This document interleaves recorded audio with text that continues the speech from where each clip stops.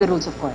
May we reply, Your Honor, with the kind permission of the court? Well, go ahead. That may be correct, Your Honor, but being merely a clerk of court, he has no power nor any authority to prevent the judge from acting one way or another, either denying or granting it. There is a decision in this case.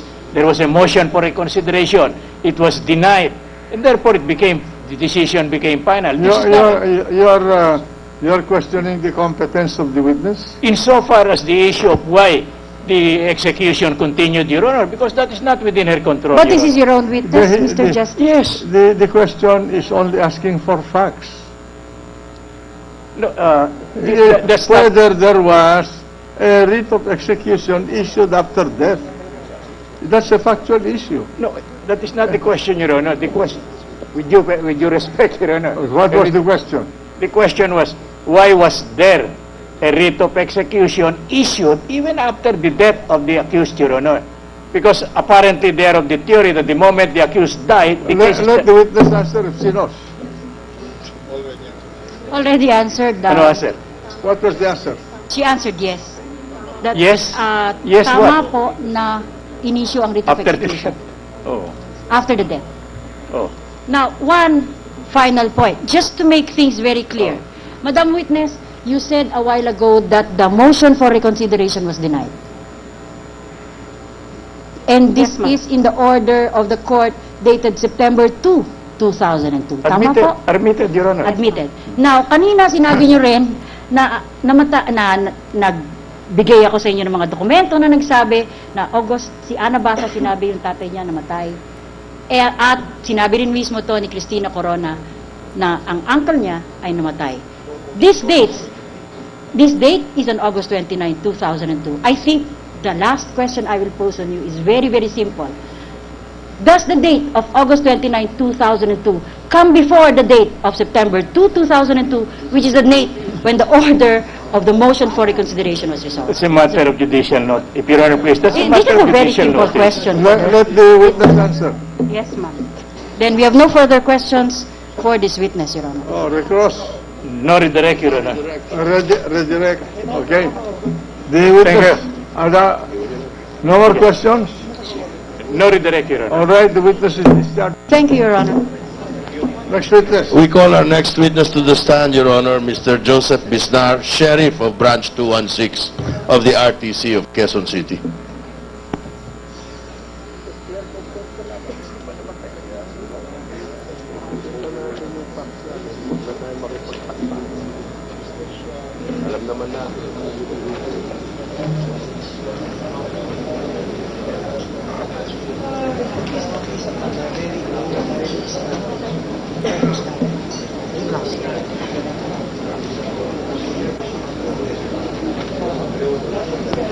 Mr. President, may I request for 1 minute to fetch the witness?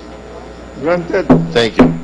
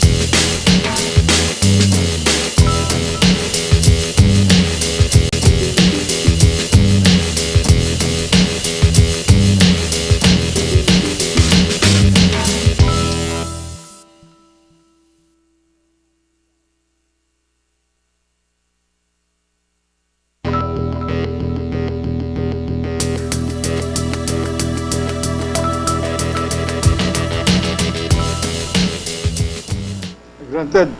Thank you, Your Honor. Your Honor, again, I would like to present Mr. Bisnar in order to establish the execution of the decision testified to by the previous witness. And again, I would like to, in the course of stating the purpose for which we are offering his testimony, invite the prosecution to admit the same if they are so inclined. The testimony of this witness is being offered for the purpose of establishing that a writ of execution was issued in criminal cases Q96-68147 and Q96-68148 by the Regional Trial Court of Quezon City, Branch 216. What's the pleasure of the prosecution? We admit, Your Honor, but subject to cross-examination on the implementation of the writ of execution. All right. Secondly, his testimony is offered to establish that he was the one who executed the writ of execution in these said cases. We admit, Your Honor. Third, that the execution did in fact take place on September 30, 2003. We admit, Your Honor. All right. And that in fact in the course of the execution, a total of 4,729 shares of the Basa Gedote Enterprises. How much?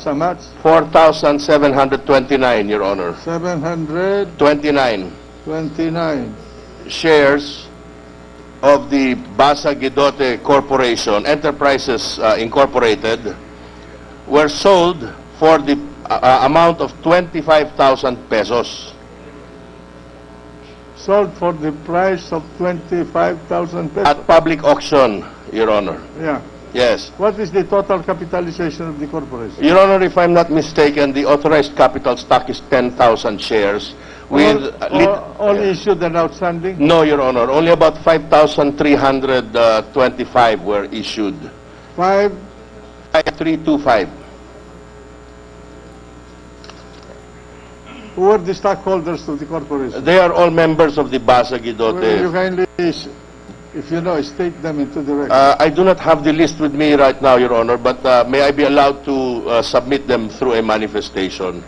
Yes. Thank you, Your Honor. Your Honor, the second... Who are the registered owners of these 4,729 shares against which the writ of execution was levied? Your Honor, the 4,729 shares belong to the defendant Jose Basa. All of it? Yes. Yes, Your Honor. And in addition, another 110 shares were also executed against the co-accused or co-defendant Raimundo Basa. So, out of 5,325. the balance is 6, 4839, Your Honor.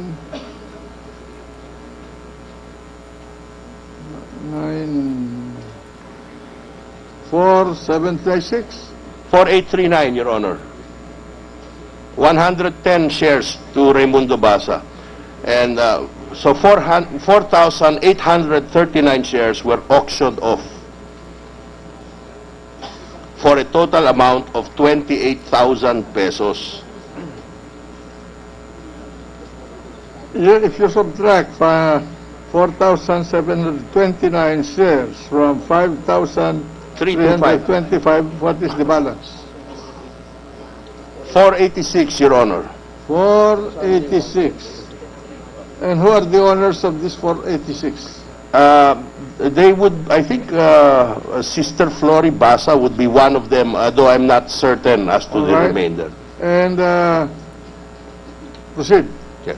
And that these 4,729 shares and the 110 shares that were auctioned off by Sheriff Bisnar, 4,729 729 plus and 110 110. belonging to Raimundo Basa, Mr. President. Was he a respondent in the case? Yes, he was convicted as well, Mr. President. And that sum of shares was sold at public auction for 28,000 pesos to one Carla Corona Castillo, the daughter of the Chief Justice. We admit, Your Honor. All right? In that case, Your Honor, I can dispense with the direct. And this is the owner of the property that was sold to to the City of Manila, Your the Honor. City of Manila Yes, Your Honor. for 34.7 0.7 million. million. Yes. That was the asset of the corporation. Yes, Your Honor. And the purpose for establishing these facts is to demonstrate to the court that whatever it is was done with the so-called Basa Guidote funds will in effect be capable of ratification by the purchaser of these shares Yeah. as virtually the sole stockholder. And when was the sale to the City of Manila? That was in 2001, if I'm not mistaken. 2001. And the acquisition of the shares by Carla Corona? 2003, Your Honor, September 30. And the shares were only sold for 25,000 pesos? 28,000 pesos in all, Your Honor. In public auction, Your Honor. For a property, for a corporation that has an asset of 34. That is right, Your Honor. All right. Go ahead. So I want to know if the opposing counsel is willing to stipulate. We stipulated already on the fact of the sale, Your Honor, on the fact of the issuance of the certificate of sale in favor of Carla Castillo, Your Honor. Subject to cross, Your Honor. All right. Oh, we also, Your Honor, then By the way, yes, Your Honor.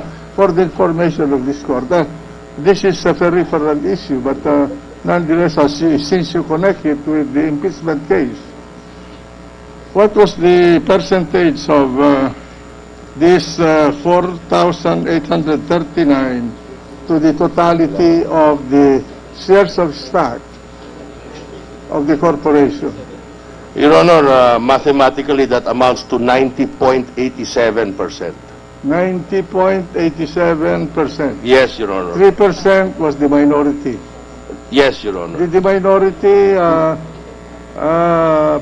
got paid for their shares? Not yet, Your Honor. The remaining shares of 485 or 486 have not been acquired by either the Chief Justice or his daughter. They remain in the hands of if I'm not mistaken, some of the siblings of Mrs. Is the corporation liquidated? No, Your Honor, it has not Not been yet. liquidated. Is the board of directors constituted? No, Your Honor. It is not an operational corporation. When the property of the corporation was sold to the City of Manila, was there a stockholders meeting to authorize the sale of all or substantially all of Yes, Your Honor. There was a valid and legitimate board authorization issued by the board of directors previously, by the stockholders previously. Was there an actual transfer of the shares of stock to the buyer? Your Honor, there appears to be a problem with respect to the certificate of sale is construed as the transfer of the shares of stock. The registration of the sale, Your Honor, has not been completed because up to this time, the stock and transfer book has neither been located nor reconstituted. Then who voted, who are the stockholders who voted to authorize the sale of all or substantially all of the shares of the corporation? Your Honor, the sale of the shares was by virtue of public auction. No, I'm talking about the sale The of property? the land. The property, Your Honor, had been previously authorized even before the corporation ceased operations. A power of attorney was issued in favor of Cristina Corona By whom? by the stockholders and the persons in control of the corporation, Your Honor. The Just gentleman, for the record, Mr. President. the gentleman from Illinois. Yes, I think we can refer to the records.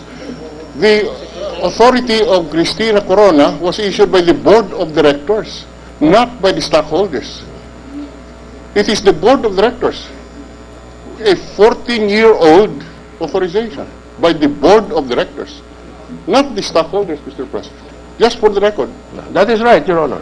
So it is not the stockholders' consent. Anyway, you are all great corporation lawyers. You better study this angle. Well, Your Honor, that is correct. The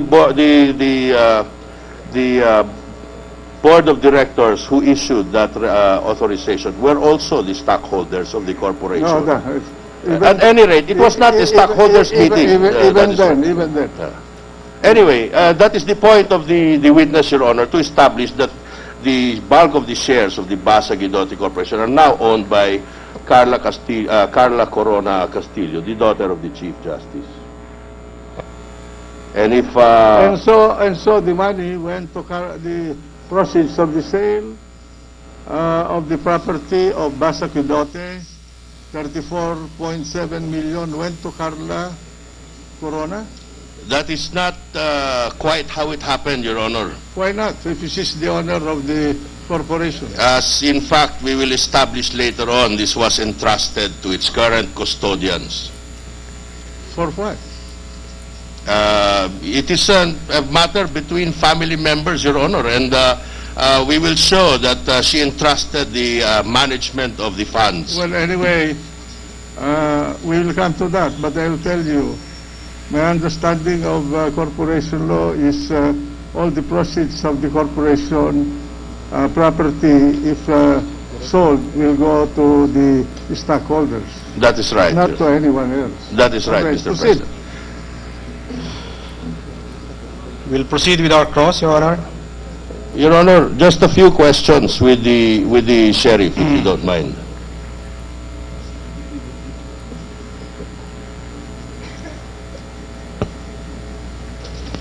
Mr. Witness, good afternoon.